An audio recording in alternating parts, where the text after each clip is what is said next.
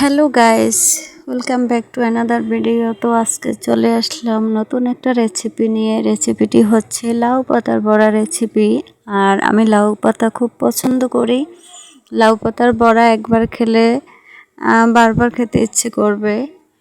আর এটা খুব মজা হয়। লাউ পাতার বড়া ভালোভাবে ভাজলে একটা আইটেম দিয়ে ভাত পুরোই শেষ করা যায়। তো লাউ পাতার বড়া করার জন্য প্রথমে লাউ পাতাগুলোকে এভাবে ছোট ছোট করে কেটে নিতে হবে। তো আমি কেটে নিচ্ছি। এরপর লাউ পাতার গুলো ভালোভাবে বেশি জল দিয়ে ধুয়ে নিতে হবে, যাতে এর ভিতরে ময়লা না থাকে। তো আমি ভালোভাবে ধুয়ে নিচ্ছি। আমার ধুয়ে নেওয়া কমপ্লিট হয়ে গেল। এরপরে আমি যে উপকরণ দিয়ে বড়া বানাবো তো সেইগুলো দিয়ে নিচ্ছি। প্রথমে পেঁয়াজ কুচি দিয়ে দিচ্ছি, সাথে কাঁচামরিচ দিলে স্বাদটা ভালো হয়, হালকা ঝালঝাল হয়, এজন্য অনেক ভালো লাগে।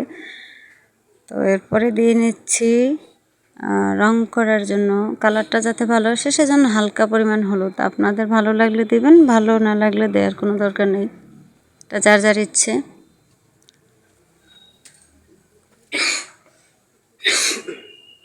দিয়ে দিচ্ছি পরিমাণ মতো লবণ।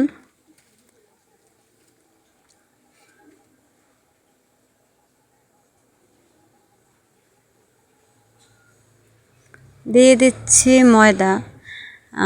যদি চালের গুঁড়ো দিয়ে ভাজেন সেই ক্ষেত্রে কিন্তু এটা মুচমুচে হয়। তো আমার কাছে চালের গুঁড়া ছিল না, সেজন্য ময়দা দিয়েই ভাজতেছি। তো ময়দা দিয়ে ভাজলে আসলে এটা একটু নরম হয়ে যায়। আর যদি চালের গুঁড়া দেন তখন টাটকা থাকে। আর বেসন দিয়ে ভাজলেও খুব মুচমুচে হয়। তো আমি লাউ পাতা ভালোভাবে মেখে নিচ্ছি, যাতে চারিদিকে সব কিছু পরিমাণ মতো হয়। আর এর সাথে ভালোভাবে যাতে সব উপকরণগুলো মেশে। তো আমার মাখা কমপ্লিট, এখন ভাজার পালা। তো আমি আগে তেল দিয়ে ছোট ছোট বড়া দিয়েছি প্যানের উপরে।